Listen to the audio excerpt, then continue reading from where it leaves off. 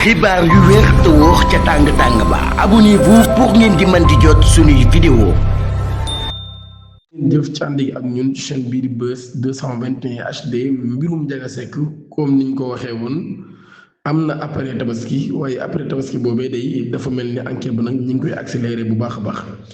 ci édition bi nga xam ne ajjuma la génn fukki fan ci weeru juin te Libération daal koy génnee mi ngi xam ne ni commissariat bu Linguère daan nay passé à la vitesse supérieure ginnaaw ab interpellation et le placement sous mandat de dépôt de l'étudiant en troisième année des médecins à l'UCAD MSA Diédhiou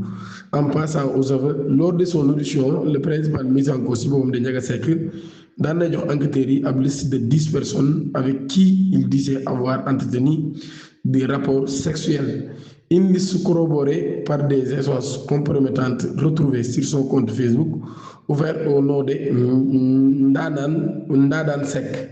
loolu yi mooy li nga xam ne moom la bindoon ci tur compte bi. Face à la dispersion géographique des suspects le commissariat de Linguère daan na sollicité ci ab délégation des pouvoirs l'appui de la division spéciale de cybersécurité DSC. Cette collaboration opérationnelle a immédiatement porté ses fruits. Pas moins de 5 présumés partenaires de Ndiaga Seck ont été cueillis par la DSC, souligne le quotidien de l'information.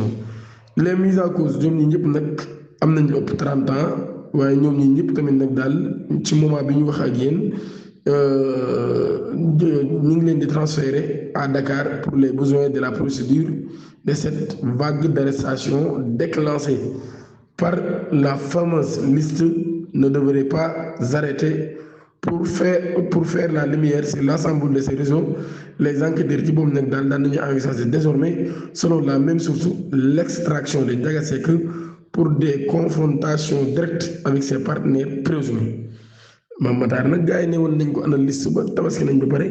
gars yi nga xaar liste bi kilifa yi ñu ciy wax abonnez-vous.